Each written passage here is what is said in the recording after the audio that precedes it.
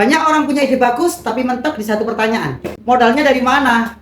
Tenang, saya punya trik 3 sederhana cara untuk menjadi sumber dana untuk usaha kamu. Bahkan kalau kamu mau mulai dari nol pun, trik yang pertama adalah dari tabungan kecil kamu atau tabungan pribadi kamu. Dari tabungan skala kecil kamu bisa membangun bisnis. Jangan remehkan tabungan kecil kamu setiap hari yang selalu rutin, itu yang akan menjadi modal besar kamu nanti. Mulailah dari kemampuan kecil sesuai dengan kemampuan kamu sendiri. Lebih baik jalan kecil tapi pasti daripada kita menunggu modal besar tetapi tidak kunjung datang. Dari tabungan kecil kita, kalau kita sudah konsisten dan kita yakin untuk bisa, insya Allah akan menjadi besar.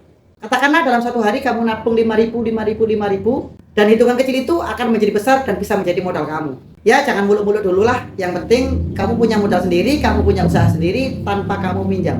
Tanpa kamu minjam, yang marginnya di situ besar sekali, yang malah akan merusak usaha kamu nanti. Tapi kalau marginnya kecil, bolehlah kamu ambil. Yang penting hitung-hitungan kamu tepat.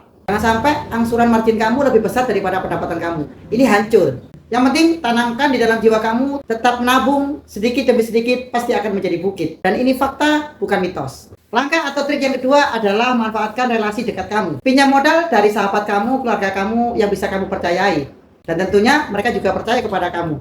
Ini untuk solusi awal, solusi sementara. Tetapi ingat, perlakukan dana itu dengan penuh tanggung jawab. Buat kesepakatan atau MOU dengan jelas. Jangan sampai tidak jelas yang membuat hubungan kamu dengan teman kamu, dengan sahabat kamu akan menjadi rusak. Walaupun kamu meminjam uang kepada sahabat kamu, keluarga kamu yang sudah dekat dengan kamu, tetap kamu harus bikin MOU atau kesepakatan yang bagus dan bisa menguntungkan kedua belah pihak. Nah, ini biasanya, MOU ini biasanya dilewatkan oleh pengusaha-pengusaha lain. Yang bikin malah persahabatan kita, persaudaraan kita bisa renggang kepada keluarga. Ya, namanya uang ya.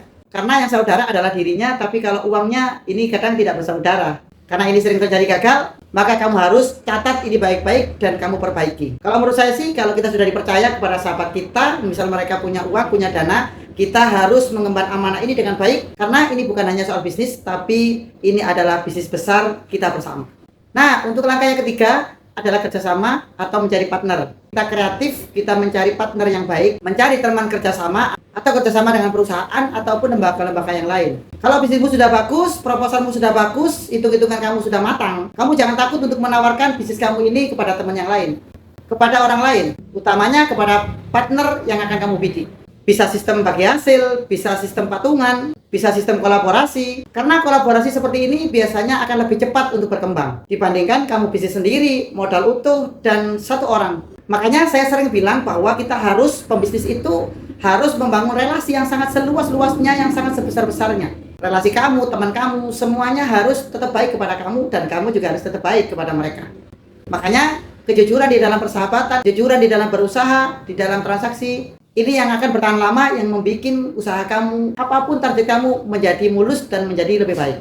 Buat komunikasi dengan baik, ajak mereka, para partner yang punya uang banyak atau modal banyak, bisa kerjasama dengan kamu, walaupun modal kamu 0 rupiah.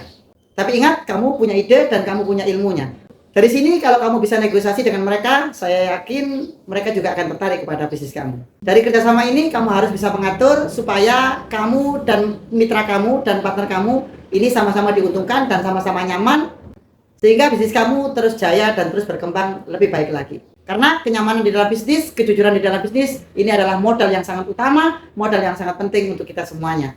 Oke, penutup atau yang terakhir, yang paling penting, modal itu bukan alasan kenapa bisnis kita tidak jalan. Mulailah dengan apa yang ada, bangun relasi kamu, dan kalau perlu kamu ajak partner kamu. Karena yang paling mahal sebenarnya bukan hanya modal, tapi keberanian untuk memulai.